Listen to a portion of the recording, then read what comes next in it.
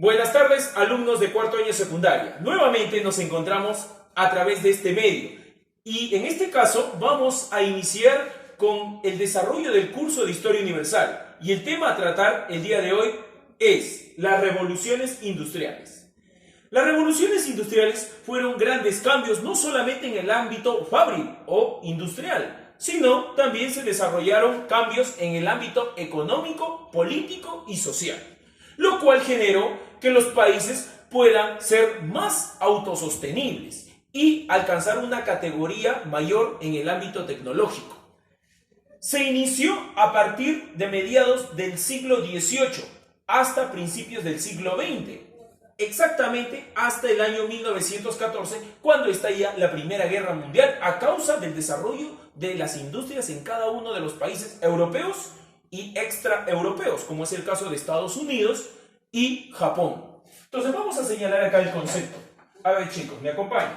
Entonces, las revoluciones industriales son cambios drásticos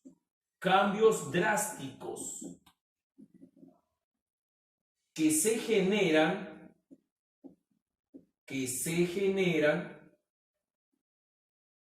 en el ámbito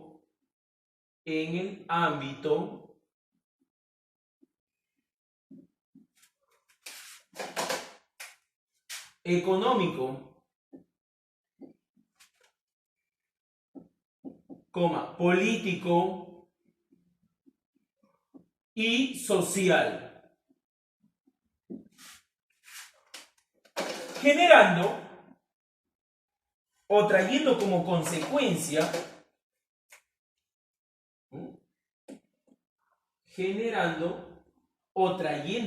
consecuencia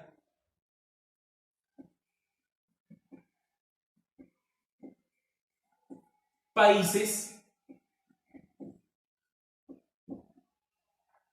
más sostenibles.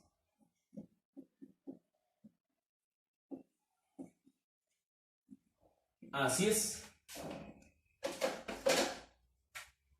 Punto aparte. Características.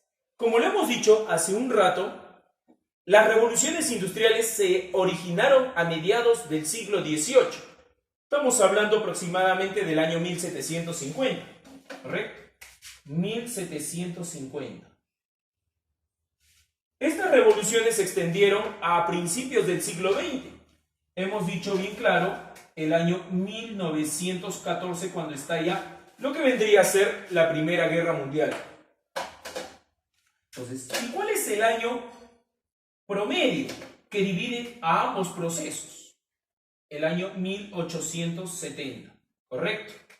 Donde van a fluctuar tanto la primera revolución industrial y la segunda revolución industrial. Así es. Ahí está. Entonces, de esa forma se va a ver diseminado ambos procesos. La primera revolución industrial estalla en Inglaterra, convirtiéndose en la cuna de la industria y de la maquinaria en aquellos tiempos. Ya para la segunda revolución industrial se va a dar origen en Norteamérica, para ser más exactos y precisos, en los Estados Unidos. Entonces, vendría a ser una continuación, el legado que dejó Inglaterra a pasar a los Estados Unidos.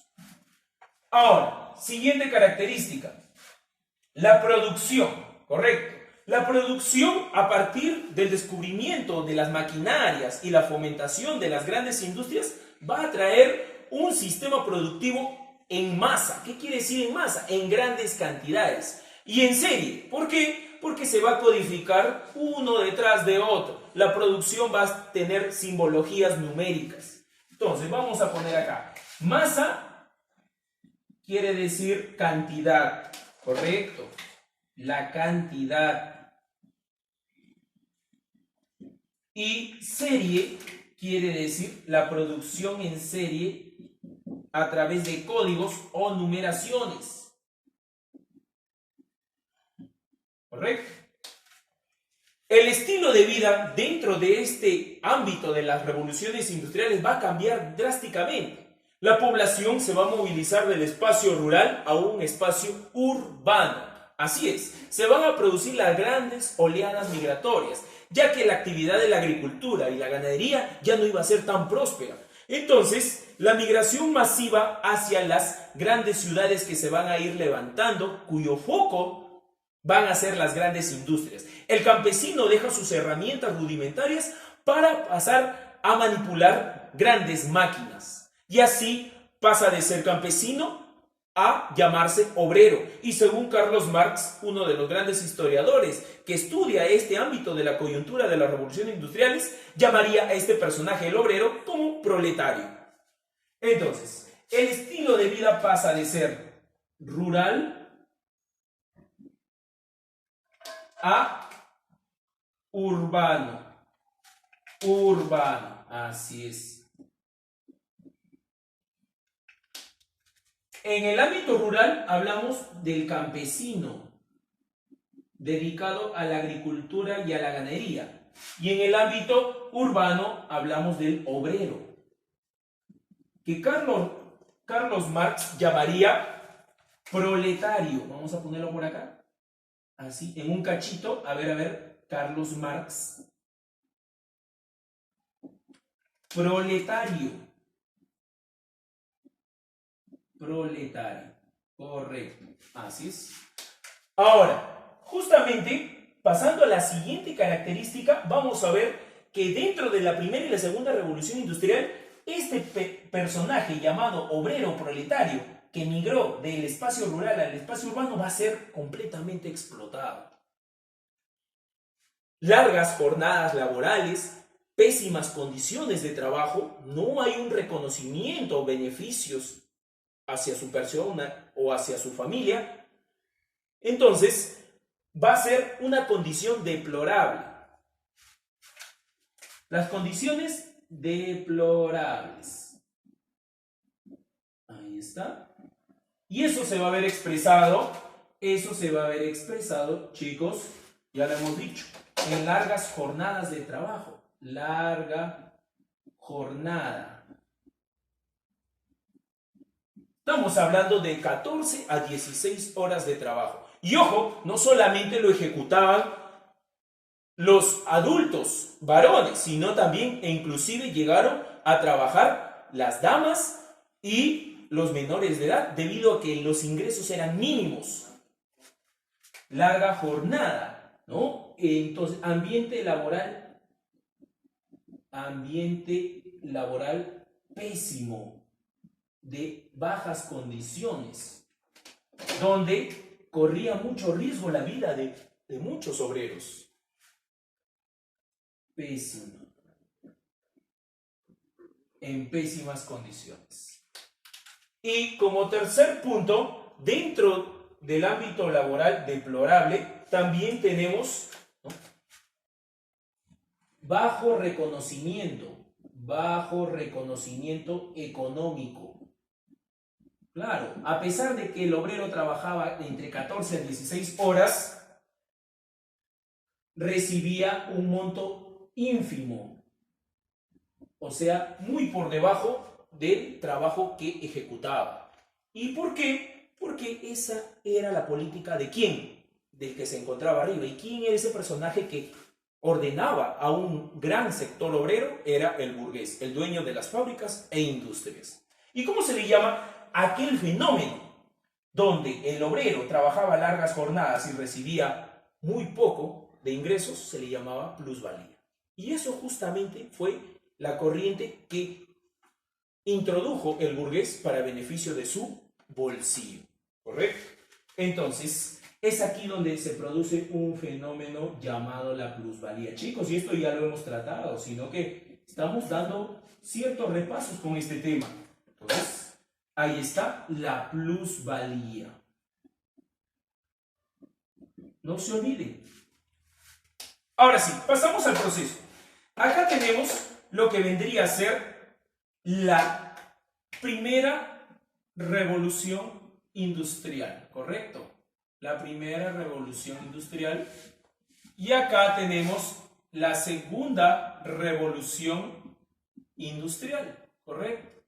Así es. Vamos a hacer una especie, ¿no?, de cuadro semejante. El origen, ya lo habíamos dicho en un principio, acá era Inglaterra, cuna del industrialismo. Inglaterra. Y en la segunda revolución industrial se va a producir en los Estados Unidos, ¿correcto? En los Estados Unidos de Norteamérica, lo que en su momento fue una colonia inglesa. Ahora, la política económica que implantó una vez que se descubrió la industria en Inglaterra fue llamada el monopolio. ¿Qué quiere decir eso? Que las patentes que obtuvo Inglaterra descubriendo máquinas no las iba a compartir con ningún lugar en el mundo. Entonces, acá vamos a poner el monopolio. ¿Qué quiere decir eso? Único mercado. ¿Qué quiere decir? Que ellos iban a mantener sus patentes y que no las iban a compartir con otro imperio o con otro país, porque veían una clara competencia. En cambio, en la segunda revolución industrial vemos otra política más abierta, a la cual se llama oligopolio, donde no solamente existe una sola industria que produce máquinas, sino acá son varias naciones que producen, varios países que producen máquinas. Oligopolio, ¿correcto? Acá, el único país dentro de la primera revolución, porque fue el único, un solo mercado, ahí dice, un mercado, un solo poder. Entonces, acá solamente vamos a poner Inglaterra. Inglaterra se mantuvo al margen de todo. No quiso compartir sus grandes avances de la industria y la tecnología. En cambio, en la segunda revolución industrial, acá sí vamos a ver un amplio desarrollo no solamente en Estados Unidos, no solamente en América, sino también en Europa, ¿correcto? Y Asia. En el caso de América, por ejemplo, tenemos a los Estados Unidos, ya lo hemos dicho. Tenemos a los Estados Unidos, ¿correcto? Estados Unidos. En el caso de Europa tenemos a Alemania, tenemos a Italia, ¿no? Entonces tenemos a España, etcétera, ¿correcto? Etcétera. En el caso de Asia, acá tenemos a China y sobre todo a Japón. Y Japón en la famosa era Meiji, donde esa época fue el punto de origen para que Japón nuevamente volviera a ser un gran imperio a partir de inicios del siglo XX. Y por ello también le permite participar, sobre todo en la Segunda Guerra Mundial, de la cual ya vamos a ir comentando en semanas sucesivas.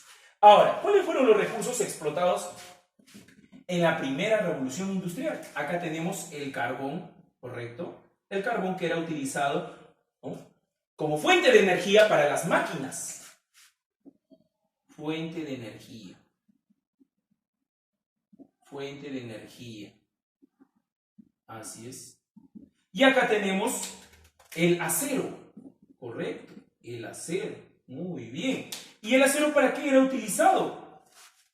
Era utilizado para la elaboración de maquinaria, producción de máquinas.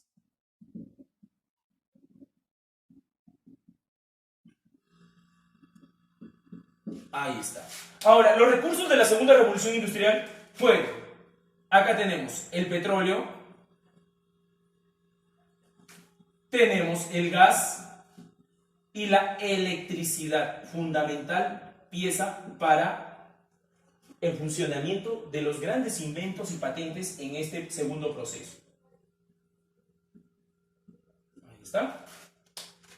Las patentes. Por ejemplo, en el caso de la primera revolución industrial tenemos las siguientes patentes. La máquina de hilar. Máquina de hilar. De John Hackgrace.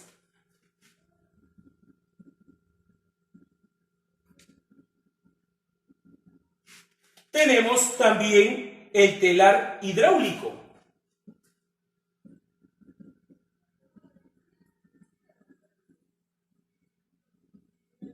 El telar hidráulico fue la patente de Richard Arkwright.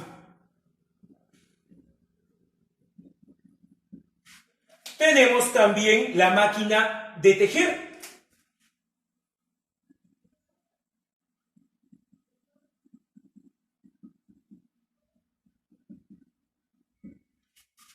Cuya patente es de Samuel Groton. A su vez, también tenemos lo que vendría a ser la máquina a vapor, correcto. La máquina a vapor. A vapor. De James Watt, que se convertiría en el precursor de esta primera revolución industrial. Entonces, precursor. Así es. Y acá tenemos el ferrocarril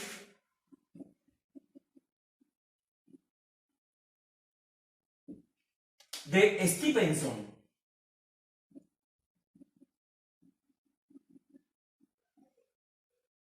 Y también tenemos el barco a vapor, que inclusive llegó a nuestro país en el proceso de la famosa época del guano, ¿correcto? ¿Quién lo trajo? En el primer gobierno de Ramón Castilla.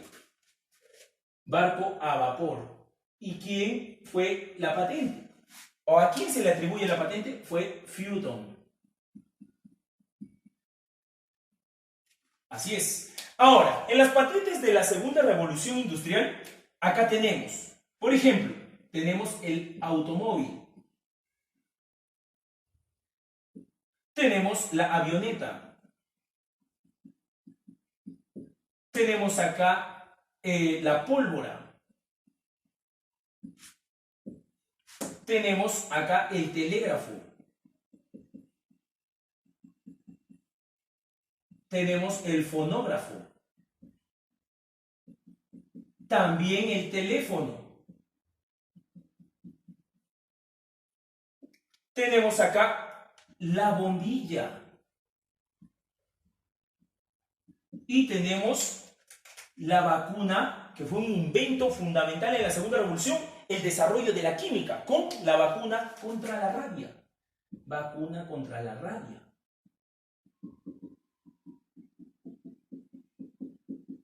Ya.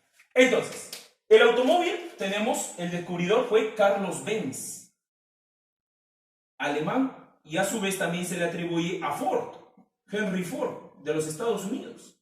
Dos personajes. Avioneta, los hermanos White. Tenemos la pólvora. La pólvora fue propuesta por el científico, ¿no?, Nobel, Alfred Nobel. El telégrafo, tenemos al famoso Francis Morse y su famoso código Morse. Fonógrafo, tenemos a Alva Edison, Thomas Alva Edison. El teléfono, Alexander Graham Bell.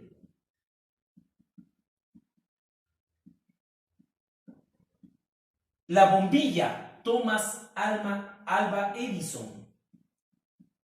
Claro, con el apoyo y con la labor fundamental que propuso la energía directa, el tal recordado Nikola Tesla. Claro, Nikola Tesla propuso el circuito de energía directa para hacer funcionar la bombilla de Alva Edison. Hay muchas anécdotas entre estos dos personajes, entre maestro y discípulo. Pero eso ya lo vamos a conocer en un posterior tema. Y la vacuna contra la rabia, el avance de la química de el famoso Theodor Pasteur, con el cual se eliminó muchas epidemias. Y es por ello que a partir de la segunda revolución industrial, en vez de ascender la tasa de mortalidad, descendió y aumentó más la población. Ahora, consecuencias. Las consecuencias, dentro del ámbito político, se genera el imperialismo. ¿Qué quiere decir el imperialismo?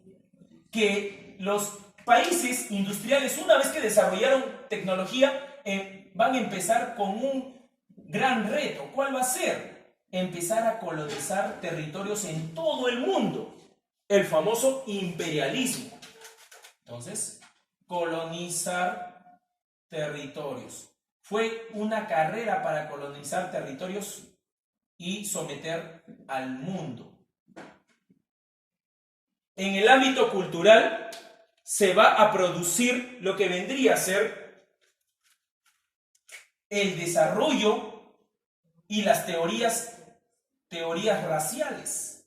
¿Cómo así, profesor? Claro, una vez que estos grandes imperios sometieron colonias o territorios débiles, ellos van a señalar que dicho poder que ellos tienen bajo las colonias, eso se debe mucho a su color de piel, a su casta racial. Inclusive habían teorías como la del darwinismo, señalaban de que el hombre de tez blanca era superior a un hombre aborigen.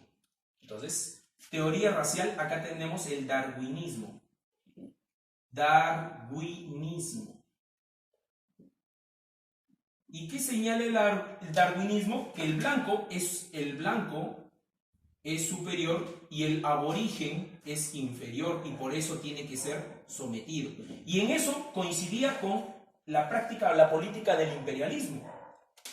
El blanco es un ser superior y el aborigen es un ser inferior. Y en eso radicaba, porque los grandes imperios sometieron a las colonias. En el ámbito económico se va a generar el desarrollo aún más. En el ámbito tecnológico se promueve una industria de mayor envergadura. ¿A qué se refiere con una industria de mayor nivel o envergadura? Una industria militar. Ya no se van a producir máquinas, ahora lo que se van a producir son armas. ¿Por qué? Porque una vez que se colonizó todo el planeta, ¿quiénes fueron los autores de esa colonización? Estados Unidos, Inglaterra, Alemania, Francia, Portugal, España, Rusia, Japón.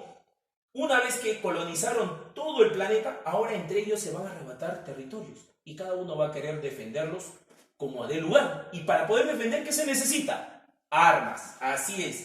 Entonces se promueve una industria militar, producción de armas. Es por ello que a este proceso, ¿cómo se le va a llamar? Se le va a llamar la famosa paz armada. Claro, ese tema quizás te parece muy familiar, ¿no? La paz armada, la cual vendría a ser un puente para dar inicio a la Primera Guerra Mundial. Y por último, en el ámbito social surgen dos fuertes clases sociales, dos sectores sociales muy marcados en esta época. ¿Y cuáles son esos dos sectores sociales marcados en esta época? Vendría a ser la burguesía. ¿Y quién es o qué sector representa la burguesía? Los dueños de las fábricas, los que explotan. Y por otro lado tenemos al obrero, o como Carlos Marx lo dice, por acá está, el proletario, ¿no? La burguesía y el proletario. Por un lado, el dominante y el dominado. Y a partir de ello se ejecutan dos corrientes. La burguesía va a defender el capitalismo. Esa es la corriente económica que va a defender, capitalista. En cambio, el obrero va a promover el comunismo, comunista. Así es. El enfrentamiento, el choque de dos ideologías totalmente distintas, contrarias, cada uno defendiendo su postura. Y el obrero, en función al comunismo, iba a defender sus principios, su derecho, el reconocimiento económico y la valoración de su fuerza de trabajo. ¿Cuál es su única fuerza de trabajo del obrero? Su mano de obra. En cambio, su fuente de ingreso del burgués es la explotación a través de la, ya lo hemos dicho, de la plusvalía. Entonces, chicos, hasta ese punto hemos llegado el día de hoy. Espero que la clase haya sido de su agrado. y para muchos de ustedes recapitular este tema, muy interesante para dar paso a acontecimientos determinantes. Así es. Entonces, hasta este punto nos quedamos y, sobre todo, cuídense, chicos, y cumplan con sus tareas. Y respeten los lineamientos que siempre comunica el gobierno. Hasta luego.